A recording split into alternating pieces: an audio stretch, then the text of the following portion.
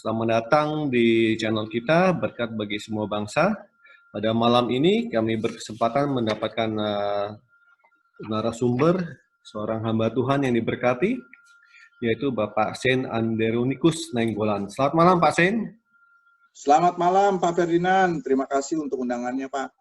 Sehat Pak ya, keluarga sehat Pak ya? Amin, amin. Oke, saya akan bacakan sedikit profil dari Pak Sen ya. Pak Sen adalah pemegang diploma accounting dari Universitas Indonesia tahun 2001. Setelah itu adalah sarjana hukum Pak ya, dari UI juga tahun 2003. Ya. Tahun 2008 mengambil magister notaris ya Pak ya, di UI juga. Ya. Tahun 2019 mengambil Magister of Theology di STT Lintas Budaya Jakarta. Benar Pak ya? Ya. Benar Pak Ferdinand. Pak Sen sekarang juga melayani di gereja mana Pak? Saya sekarang melayani di gereja Kristen Bersinar Amanat Agung di Kota Wisata Cibubur. Oke, di Cibubur Pak ya. Jadi Bapak selain melayani, Bapak juga adalah praktisi hukum di Indonesia Pak ya? Ya. Jadi Bapak mengerti mengenai hukum dan undang-undang dan sebagainya. Jadi begini Pak, ini tema hari ini adalah demokrasi di Indonesia dan pandangan menurut iman Kristen. Seperti kita ketahui, baru kemarin beberapa minggu yang kemarin itu terjadi demo di Indonesia. Bahkan bukan hanya bukan beberapa minggu kemarin, bertahun-tahun sebelumnya juga Indonesia sering terjadi demo. Ya, kita tidak membicarakan mengenai esensi yang didemonstrasikan, tetapi kita membicarakan mengenai demonstrasi itu sendiri. Apa sih hak kita sebagai warga Indonesia dalam, apakah kita berhak untuk mengikuti demonstrasi? Ya, bicara soal demonstrasi, tentunya hak untuk menyatakan pendapat di depan umum itu sangat dilindungi oleh undang-undang. Okay. Kalau kita sudah tahu juga ada Undang-Undang Dasar di pasal 28 pun hak kita sebagai warga negara pun dilindungi untuk menyatakan pendapat. Lalu kalau bicara lebih spesifiknya lagi, di Undang-Undang nomor 9 tahun 98 pun tentang penyampaian pendapat di muka umum itu juga sudah diatur hak-hak kita. Jadi kalau ditanyakan mengenai hak kita untuk menyatakan pendapat di depan umum, sangat dilindungi oleh undang-undang, dan itu memang menjadi hak warga negara dan diperbolehkan. Namun untuk menyatakan pendapat itu tetap ada tata caranya.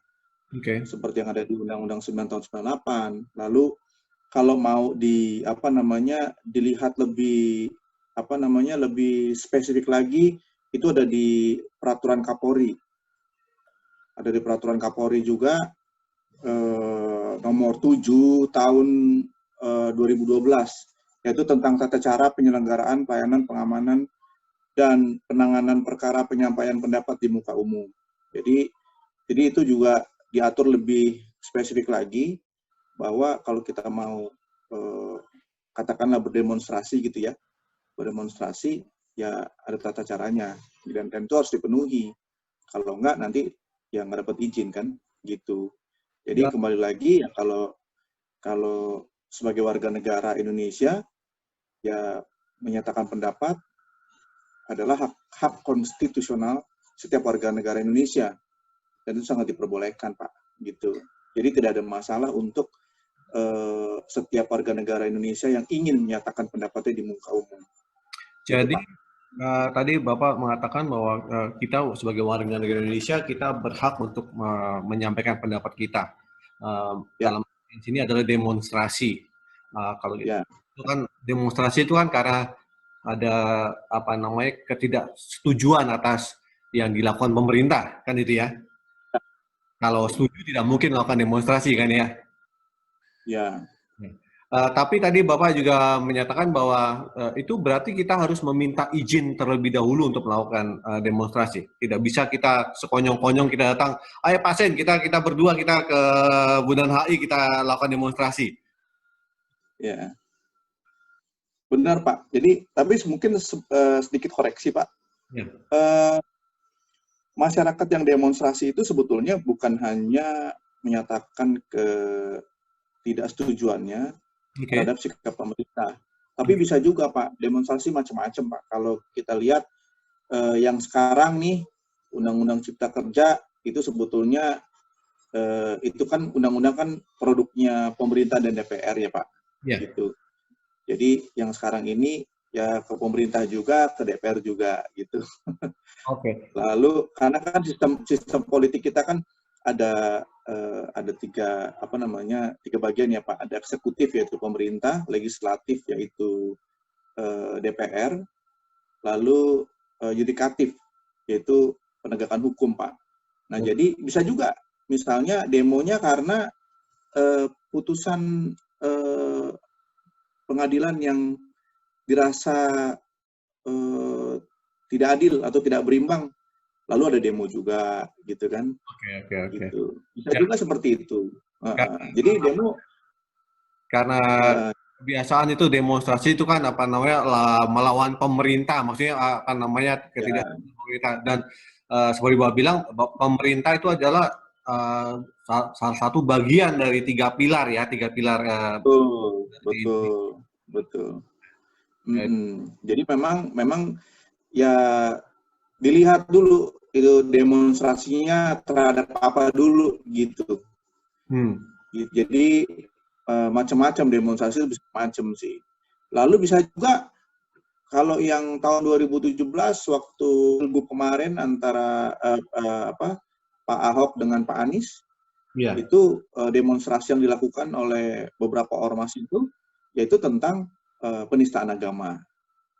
Gitu, Pak. Jadi jadi macam-macam Pak, demonstrasinya macam-macam nih gitu. Tapi ya dari semua demonstrasi itu tetap bisa ini Pak, tetap dilindungi oleh undang-undang sepanjang demonstrasi yang dilakukan itu tidak melanggar hukum.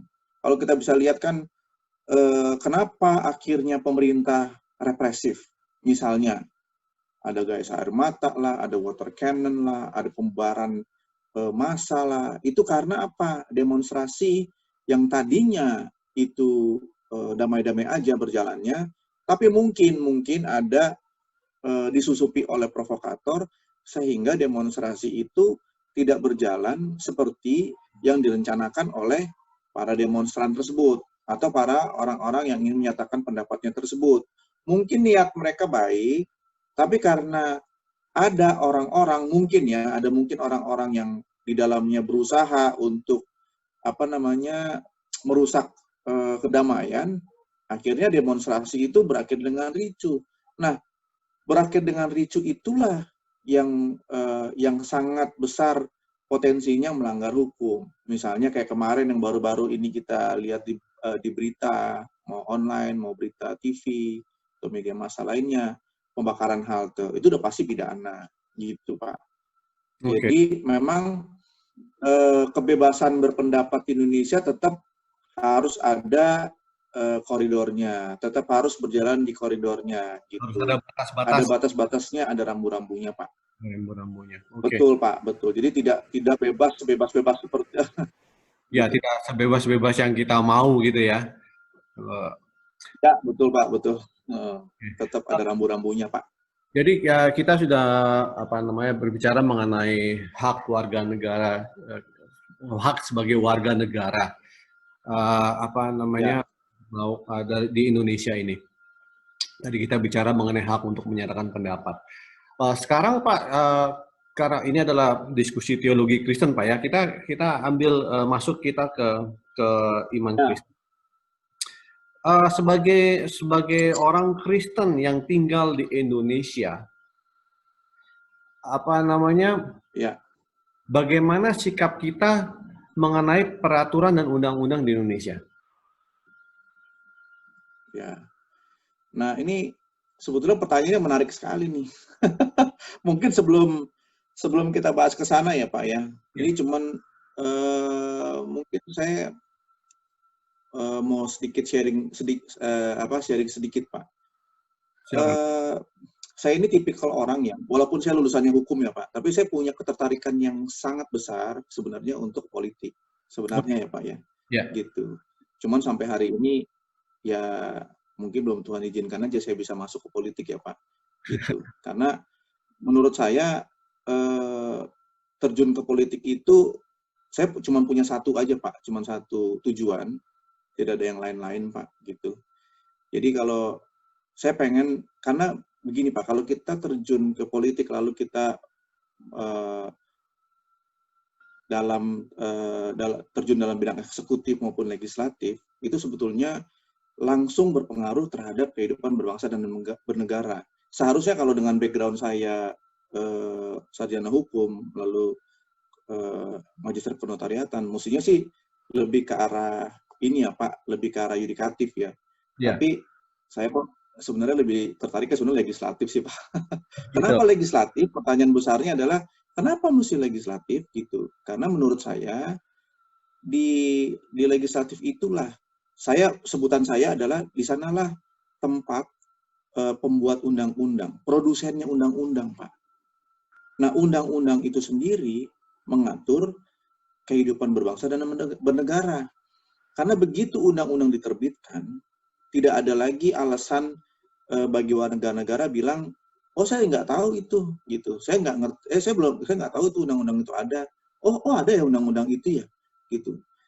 Jadi nggak ada alasannya Pak. Begitu undang-undang itu diundangkan, maka setiap warga negara dianggap sudah tahu, gitu. Dan Jadi, isi dari undang-undang itu benar-benar mengatur kehidupan kita sehari-hari, gitu. Jadi misalnya nih Pak, misalnya ya, apa namanya, misalnya kita mau berkontribusi banyak hmm, terhadap bangsa ini, gitu. Ya, menurut saya paling efektif ya lewat legislatif Pak, gitu. Atau eksekutif juga, gitu. Atau eksekutif.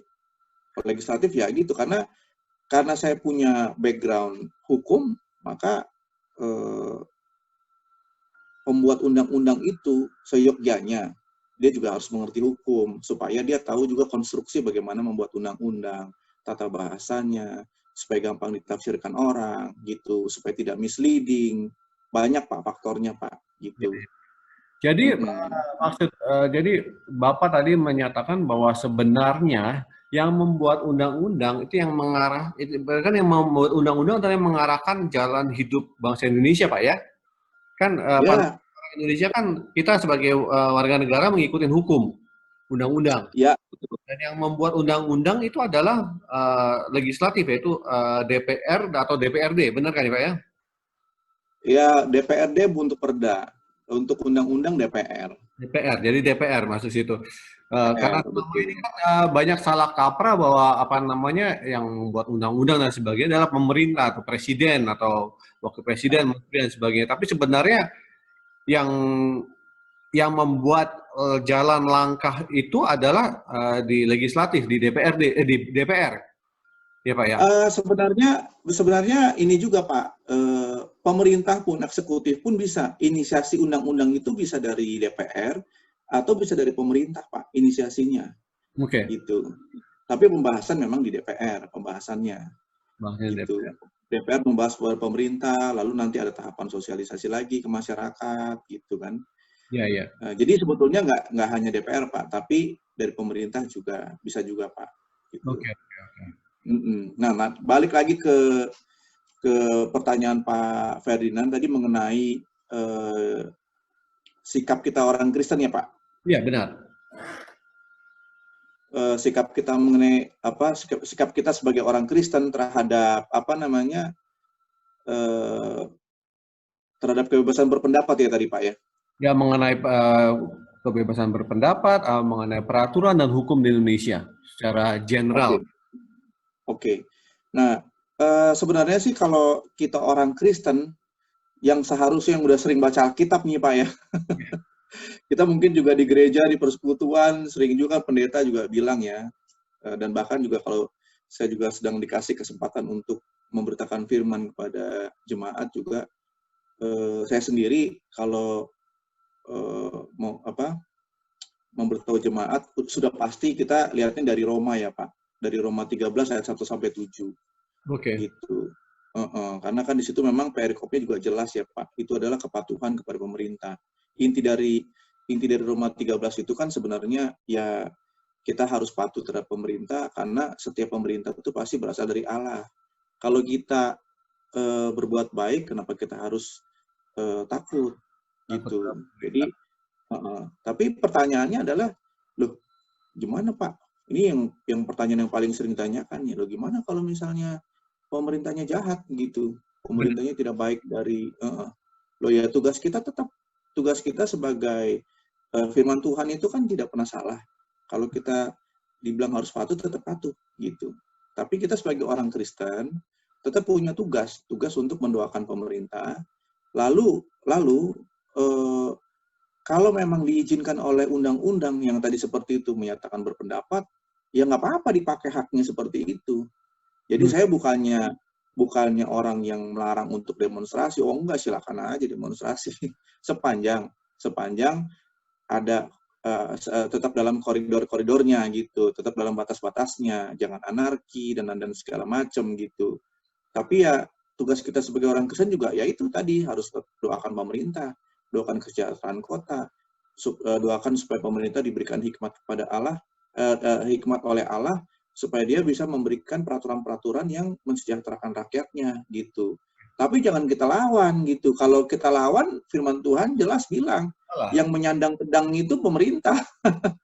yang menyandang pedang itu pemerintah. Jadi kita pasti ya kita akan sengsara lah kalau kita melawan pemerintah lah gitu.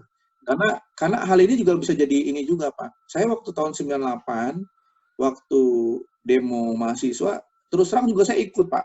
Oh gitu ya. Gitu. Saya ikut Pak. Dulu saya masih kuliah di Fakultas Ekonomi UI. Nah pada saat itu saya masih semester saya tingkat 2 lah itu, semester 3 atau 4 lah. Oh sorry, mungkin semester 4 ya. Nah itu saya juga salah satu yang ada nginep di DPR, di gedung MPR DPR, di kubah hijaunya juga saya ada di situ gitu. Nah pada saat itu kalau anak UI waktu itu jelas Pak, anak UI jelas begitu kita berangkat dari Depok untuk demo itu kita benar-benar satukan barisan, jangan disusupi oleh provokator siapapun gitu. Jadi kalau waktu rombongan saya pergi ke sana itu aman sih Pak, nggak ada yang ini sih Pak, nggak ada yang nggak ada yang rusuh lah kira-kira gitulah. Nah tapi kan pada saat itu Undang-Undang 98 Undang-Undang Nomor 9 belum ada nih, Undang-Undang 9 itu dikeluarkan setelah itu betul. Jadi nah pada saat itu isunya beda dengan yang sekarang sebetulnya. Dulu kan kita memang ini sebetulnya saya ceritakan ini karena seperti yang tadi saya bilang, loh gimana kalau misalnya pemerintahnya menurut sebagian besar rakyat Indonesia tidak baik gitu. Ya kalau buat saya tetap jangan melawan pemerintah ya. Tetap jangan melawan pemerintah, tetap tunduk pada pemerintah. Kita pakai sarana hukum yang ada, yang legal ya, yang legal untuk menyampaikan pendapat kita, untuk menyampaikan aspirasi kita dan segala macam. Tetap jangan melanggar hukum. Karena pastinya ya tadi itu karena pemerintah yang pegang pedang gitu. Gitu. Jadi saya simpulkan dari dua pertanyaan ini. Pertama-tama kita sebagai warga negara kita punya hak untuk menyuarakan suara kita Pak ya. Ya. Kita sebagai orang Kristen yang tinggal di Indonesia itu sebenarnya tidak harus memilih mana yang apakah kita karena di Alkitab sebagai dasar iman Kristus sudah mengajarkan bahwa kita mengikuti pemerintah yang ada. Jadi sebenarnya iman Kristen dan negara itu berjalan berdampingan bersamaan. Ya betul. Itu Pak ya. Jadi sebenarnya kalau orang yang melawan pemerintah itu berarti tidak taat kepada Alkitab. Betul Pak. Ya, oke. Sekarang saya mau kembali bertanya Pak. Pada saat kemarin demo itu di Jakarta, itu ada seperti Bapak tadi bilang kan, pada waktu itu tahun 98 Bapak berdemo itu dengan memakai nama UI kan ya Pak ya, waktu itu Bapak adalah Ya, betul. mahasiswa di UI. Ada sekarang, saya tidak akan menyebut nama, tapi ada apa namanya, kelompok yang memakai embel-embel Kristen di dalam nama mereka. Ya, Dan mereka melakukan demo. ya. Tidak tahu apakah mereka itu apa namanya campuran dari beberapa universitas, mahasiswa dari beberapa universitas menjadi satu, ataukah mereka adalah dari satu universitas. Nah, pertanyaan saya, menurut Bapak, oke tadi kan kita sudah bicara bahwa kita sebagai warga negara dan sebagai orang Kristen kita berhak. Tapi Ya. menurut Bapak, penggunaan embel-embel kata Kristen di situ, apakah bijak menurut Bapak? Hmm, ya kalau menurut saya pribadi tidak apa-apa Pak, gitu. Tidak masalah sepanjang ya tadi itu sepanjang aktivitas tersebut yaitu dalam hal ini demonstrasi tersebut Hmm. itu berjalan eh, dengan baik, tidak melanggar hukum Pak. Gitu ya? Itu kan juga sebenarnya ya Pak. Sebenarnya juga bisa menjadi contoh juga gitu bagi orang lain bahwa nggak tabu loh orang Kristen itu untuk berpolitik loh gitu. Ya, ya. Nggak tabu juga orang Kristen itu untuk menggunakan hak-haknya sesuai dengan undang-undang.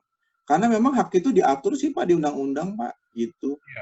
Jadi kalau menurut saya pribadi sih nggak apa-apa Pak. Karena kalau kita lihat sejarahnya Indonesia ini partai-partai Kristen di Indonesia ini sangat sangat menentukan kok Pak terhadap terbentuknya sejarah Indonesia ini.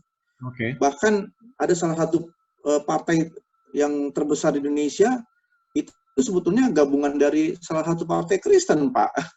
Iya, iya, iya. Saya nggak perlu nyebutin partainya, tapi ya semua orang sudah tahu lah itu. Gitu. Jadi kiprahnya orang Kristen terhadap perjuangan bangsa atau terhadap perpolitikan Indonesia ini sangat besar Pak. Gitu. Jadi kalau menurut saya malah sebenarnya ya Pak, sebenarnya malah aneh kalau misalnya bukan aneh ya maksudnya ya ya bisa dibilang aneh juga lah Pak kalau ada kalau di gereja-gereja juga sebetulnya menganggap bahwa kalau orang Kristen berpolitik itu jadi tabu gitu. Padahal enggak Pak. Loh, kita ini ya ya ini bukan kebetulan juga ya Pak. Bukan kebetulan juga ya. Kita ya karena saya juga mengajar juga Pak di STLB, Ya. jadinya jadi bahkan setiap apapun yang kita kerjakan sebetulnya ya bisa dibilang kita berpolitik juga Pak. Gitu. Jadi menurut Gitu. Bapak, apa namanya, itu bukanlah hal tabu bagi seorang Kristen untuk berpolitik praktis, Pak ya? Saya nggak bilang itu berpolitik praktis ya Pak. Eh, karena menyatakan pendapat di muka umum Bukan atau menyatakan pendapat di muka umum, tapi maksudnya untuk apa namanya masuk ke dalam partai dan mengikuti apa namanya pilkada dan sebagainya begitu. enggak itu kalau saya justru sangat mendukung Pak. Bahkan orang Kristen harusnya ya Pak ya. Kita sebagai orang Kristen jangan cuman teriak aduh ini kok aturannya begini ya. Oh Tapi ini kok aturannya coba ikut masuk ke dalam permasalahan. iya, oh aturannya kok mendiskreditkan orang Kristen ya. Oh aturannya kok bisanya cuma ngeluh Pak. Ini begini Pak, Uh, banyak kan stigma ya kita bisa bilang stigma ya bahwa politik itu kotor. ya, Itu penuh dengan intrik-intrik ya Pak ya apa namanya uang dan sebagainya. Makanya mungkin di situ banyak apa namanya pendeta-pendeta bahkan gereja yang merasa sudah jangan dicampur adukan gitu loh. Gereja politik ya ya, politik. Nah, sehingga ya. banyak orang Kristen yang merasa apa namanya tidak perlulah kita ikut politik praktis apalagi seperti begitu. Ya.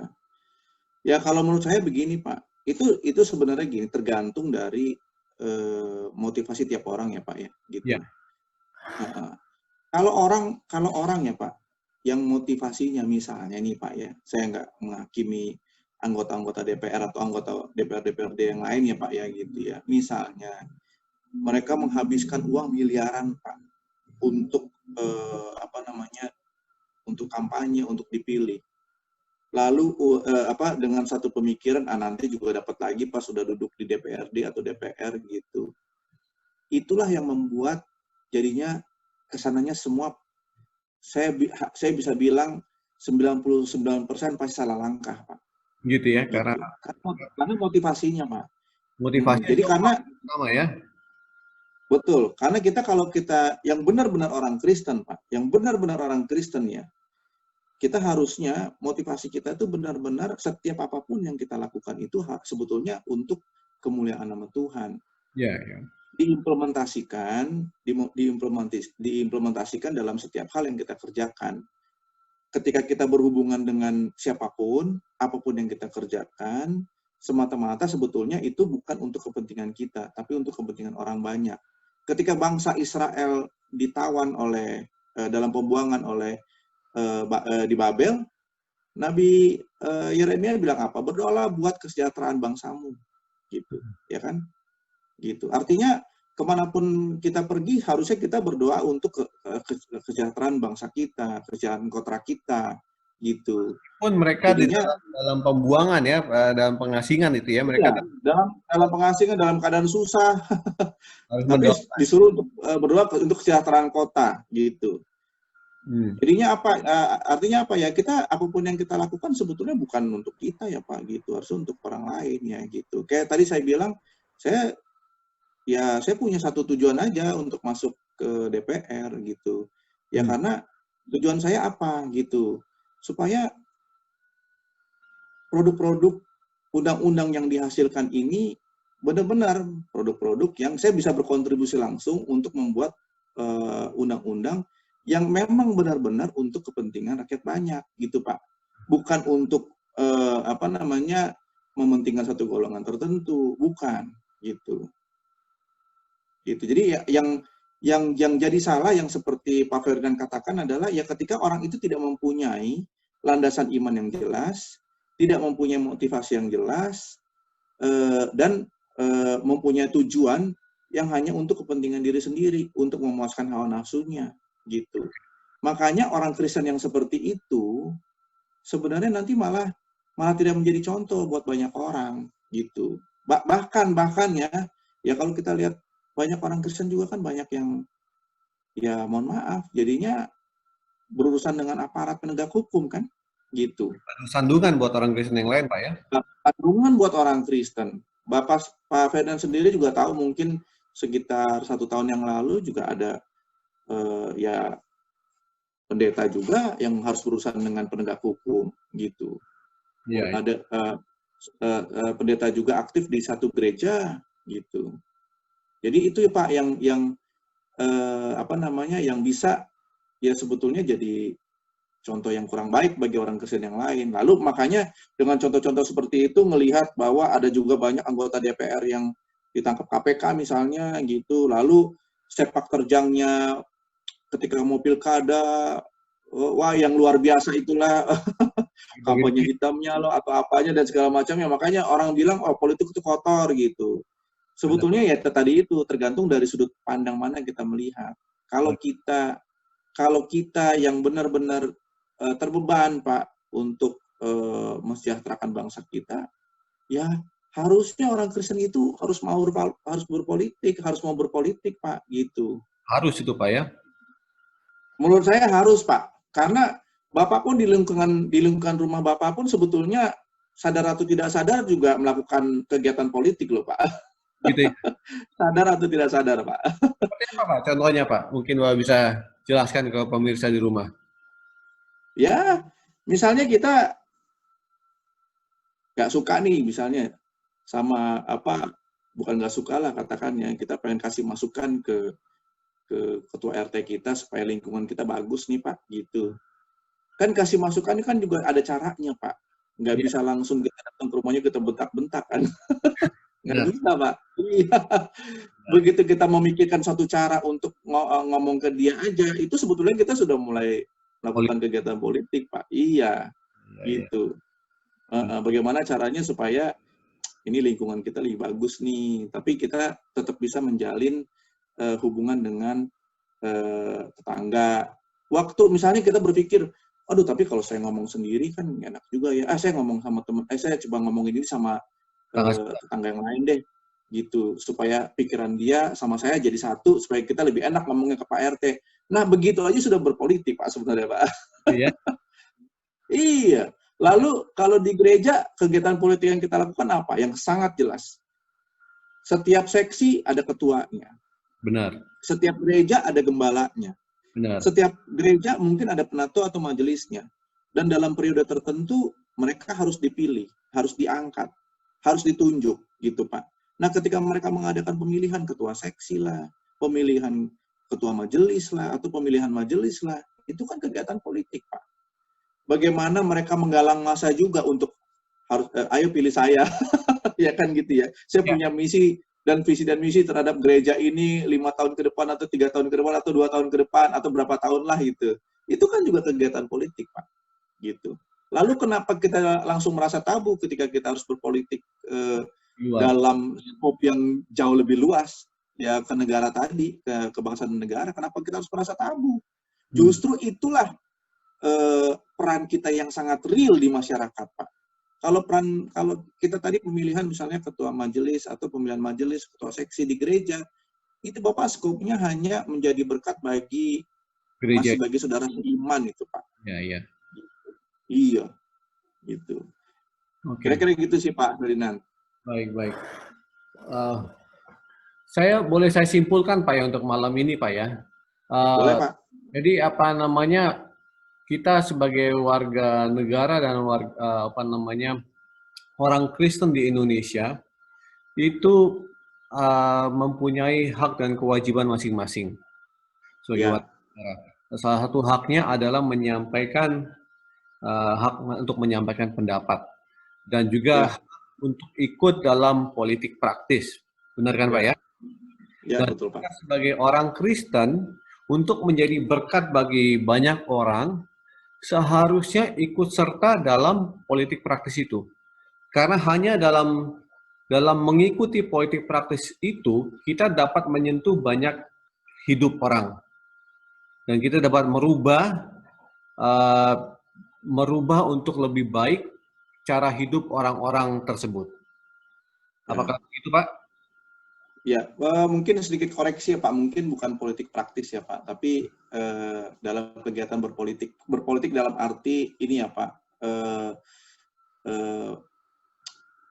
buat kehidupan bangsa dan negara ya, gitu. Kalau yang tadi saya jelaskan kan sebetulnya saya lebih punya passion sebetulnya ke legislatif ya Pak, gitu.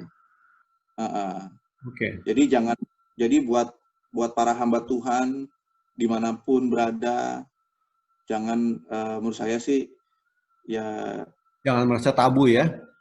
Jangan pernah merasa tabu untuk ikut dalam kegiatan politik gitu. Karena memang kecuali memang panggilannya memang sebagai gembala yang memang fokusnya adalah menggembalakan dan merawat jemaat gitu. Tapi kalau itu memang sebagai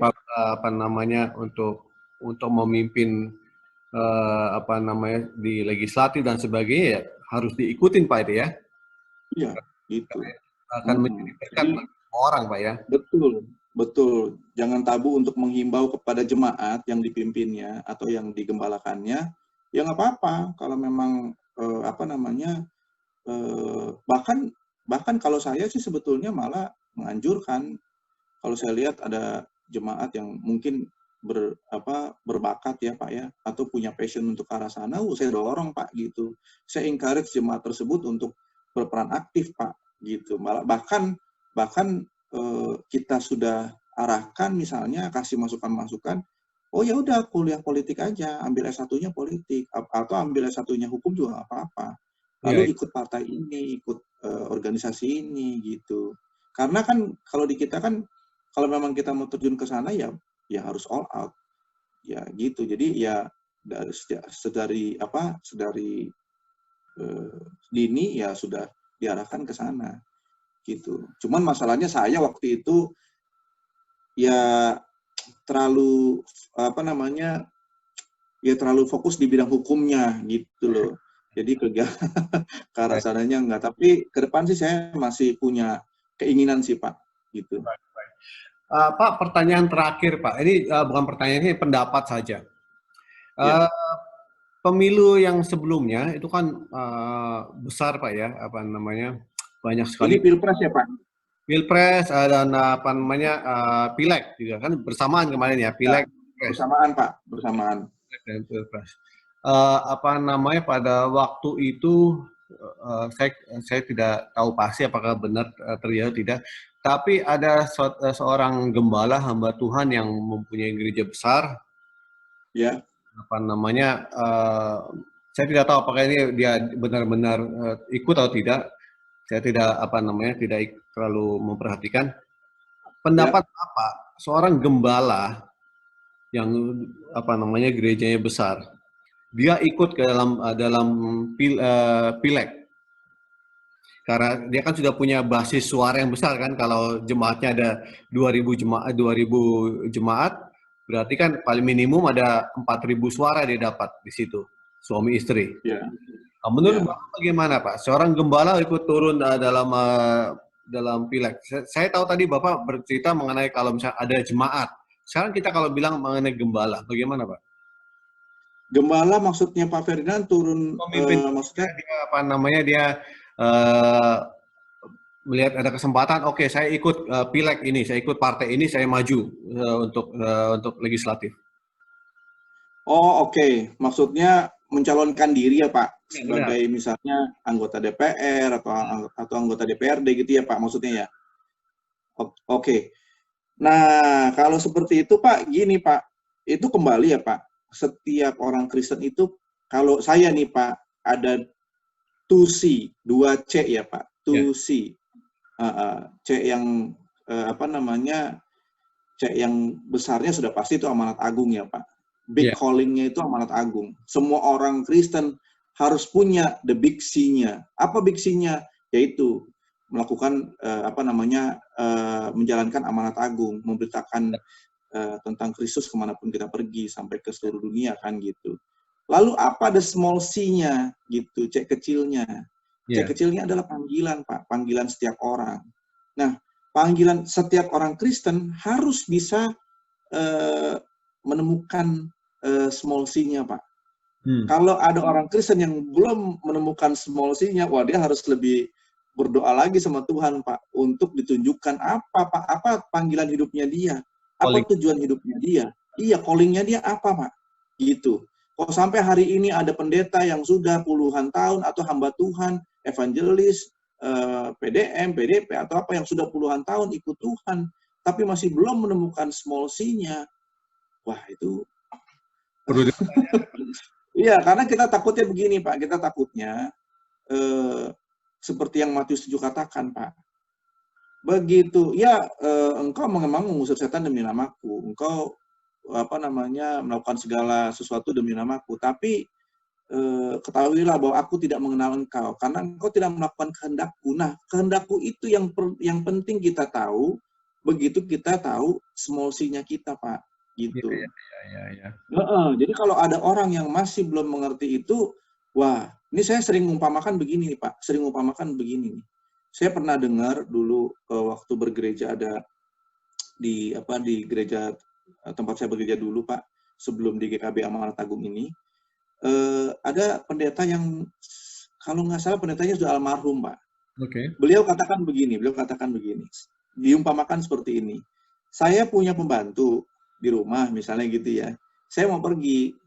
Nah, pembantu ini saya suruh sapu halaman, Hmm. sapu halaman depan karena itu kotor, banyak daun lah, kotor lah gitu. Begitu saya pergi, pembantu ini rajin sekali sih memang, dia pel ruang tamu, pel kamar mandi, bersihin kamar mandi, pel kamar tidur, semua disapu, semua diberesin segala macam. Tapi dia lupa satu, Pak. Lupa satu bersihin halaman depan yang disuruh. Ya, ya. Begitu, begitu Tuhannya datang, kira-kira Tuhannya marah atau enggak tuh Pak? Ya marah Tuhan. Iya, karena dia Karena betul, yang disuruh nggak dikerjakan, yang disuruh nggak Ya, dikerjakan, yang nggak disuruh dikerjakan semuanya gitu. Padahal yang disuruh itu adalah halaman yang kotor itu, Pak, benar, gitu. Nah, ini balik lagi, Pak. Ini balik lagi ke pertanyaan Pak Ferdinand nih. Kalau bagaimana apa pendapat saya tentang gembala yang misalnya mencalonkan diri menjadi anggota DPR atau anggota DPRD?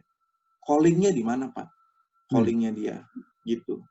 Kalau memang callingnya dia gembala, ya saya sarankan nggak usah ikut, Pak.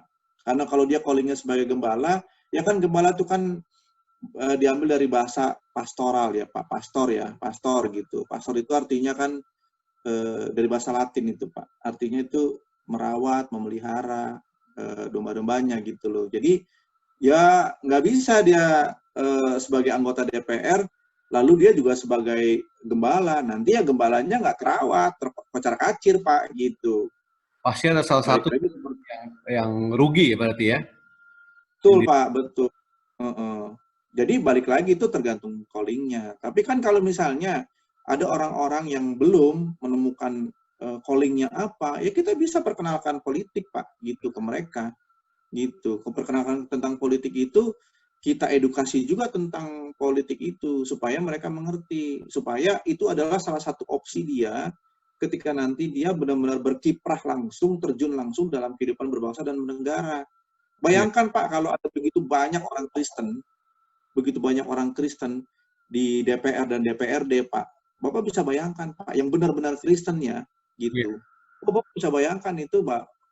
Ya, saya sih sangat yakin negara kita tambah maju, Pak, gitu. Karena kalau orang Kristen yang benar-benar Kristen, Pak, yang benar-benar Kristen ya, saya katakan ya, itu pasti tujuannya hanya untuk kemuliaan Tuhan. Kalau untuk kemuliaan Tuhan berarti dia akan berbuat yang terbaik bagi sesama, bagi kotanya, bagi bangsanya, gitu, Pak.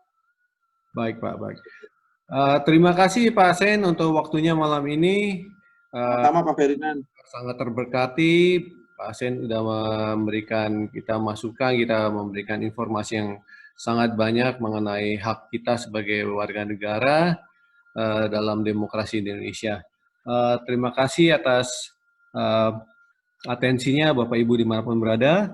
Tetap setia dalam iman kita dan Tuhan Yesus memberkati. Selamat malam.